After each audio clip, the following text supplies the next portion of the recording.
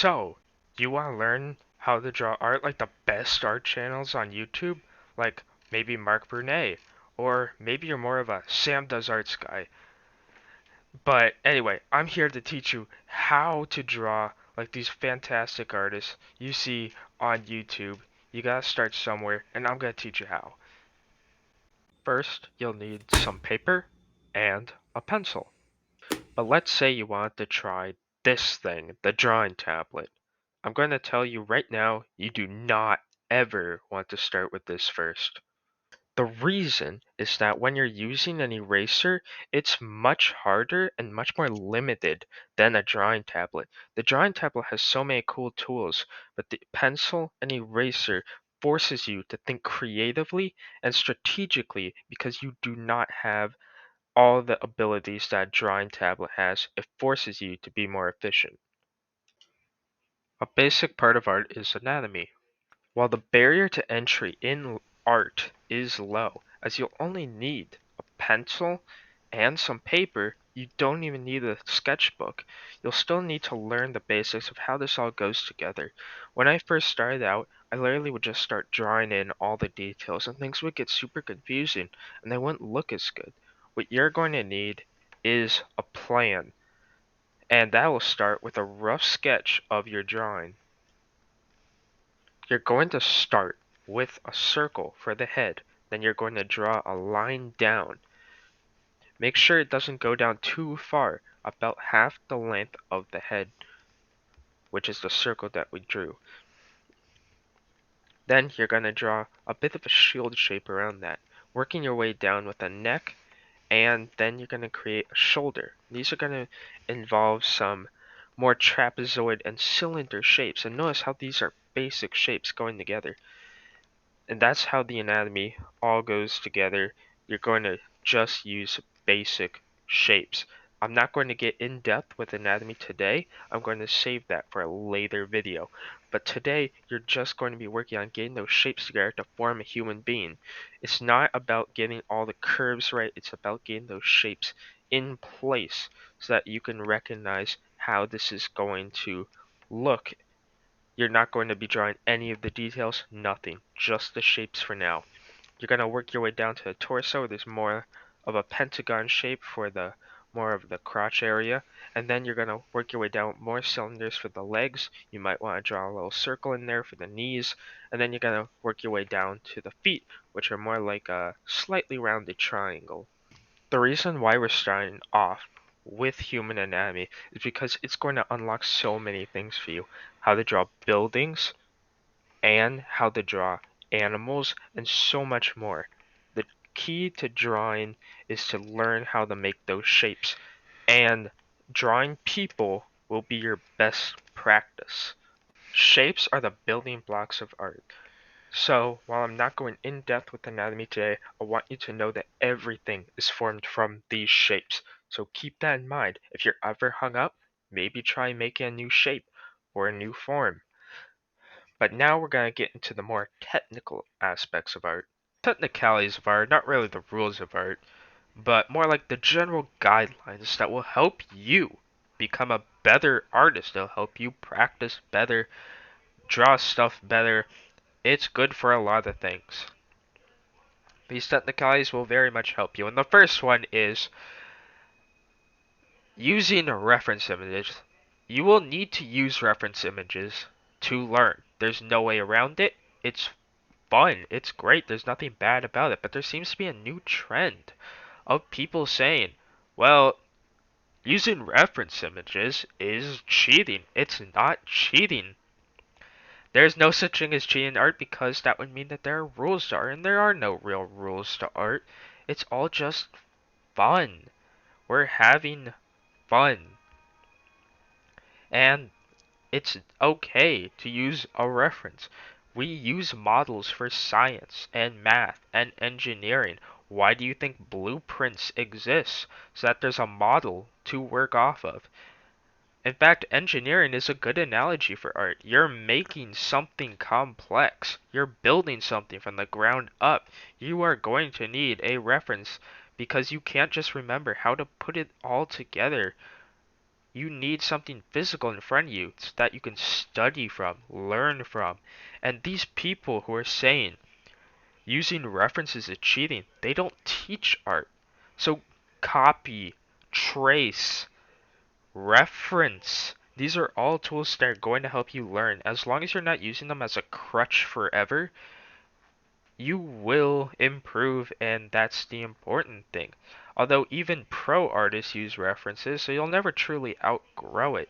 The thing is, we just can't remember all the little details of how everything works all the time. It's just too much for our small, feeble human minds to comprehend.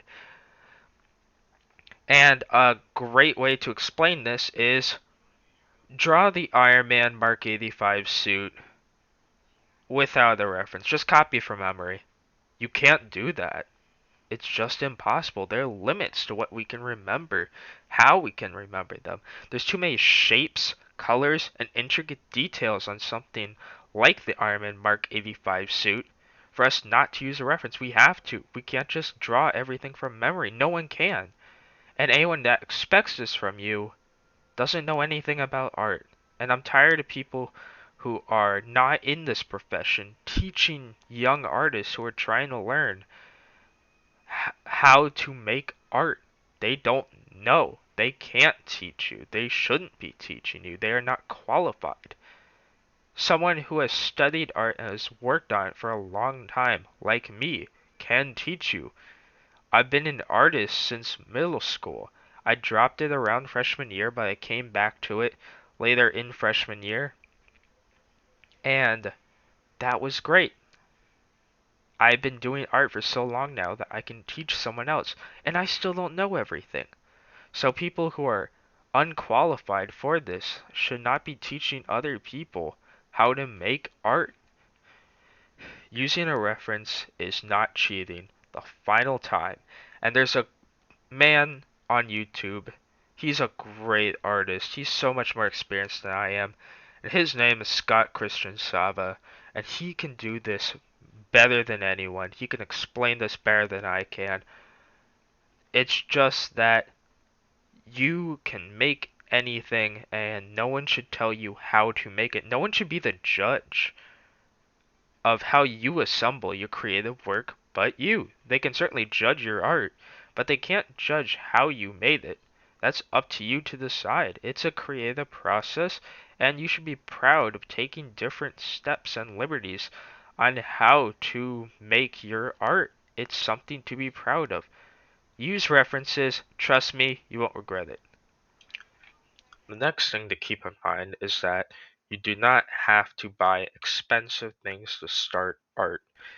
Art has a very low barrier of entry. All you need is a pencil and some paper, and I guarantee you probably have both of those. You will need an eraser too, but right now we're focusing on just the basic necessities.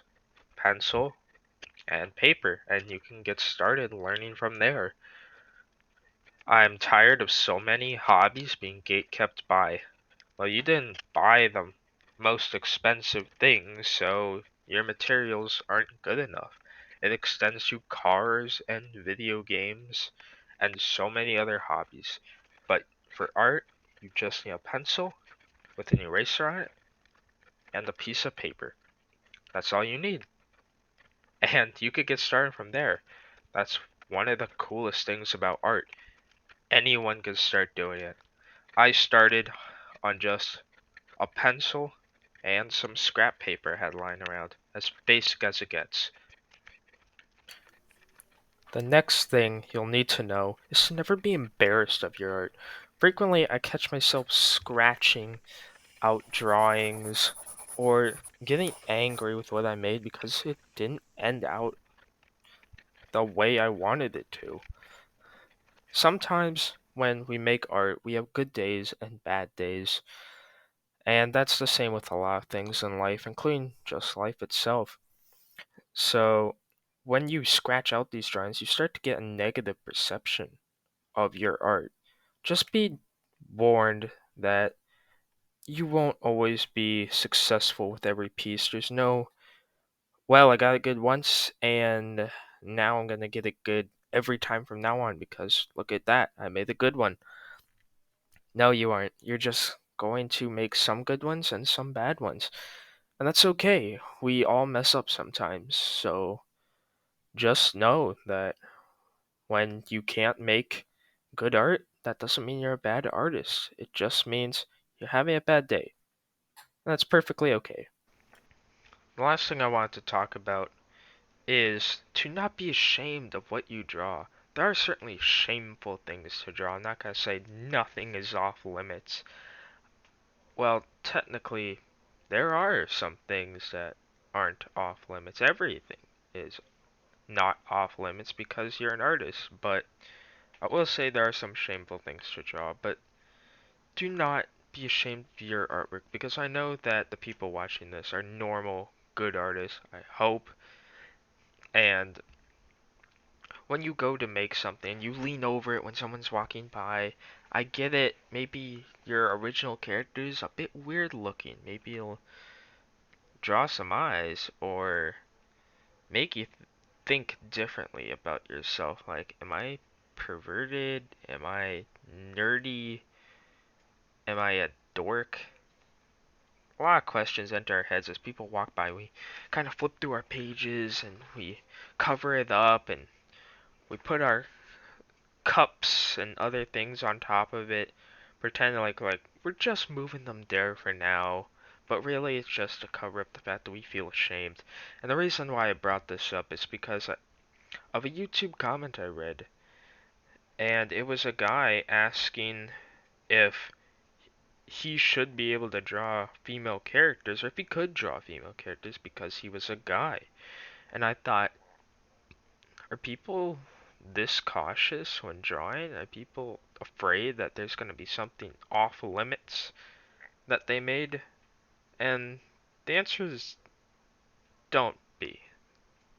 Don't be ashamed. You can draw women if you're a guy. You can draw men if you're a woman. It doesn't matter. We as artists have creative freedom to make whatever we want because we are creative people at heart. We benefit society by giving our creative displays to the people. And that should never be something you should be ashamed of. Unless you draw NSFW, in which case, like, why are you even in this community? Go live in a cave, you perverted little troll. We don't want to see you, okay? Well, the rest of you are pretty good in my opinion. So thank you for coming to watch this video. To wrap things up, we covered basic shapes and how they build anatomy, which leads to how you basically make art for anything. We learned about tools. We learned about not buying too much, just using what you need. We learned about using references. And we learned about not being ashamed of what you draw, because what you draw is special. So thank you for coming by. This has been a great video. I'm trying to keep these up. I keep getting stopped by school and stuff. I am in my last year of high school and things are kind of hectic right now. So please, if you could go down, leave a like, leave a comment, and maybe I can get this to be a full-time thing. Thank you.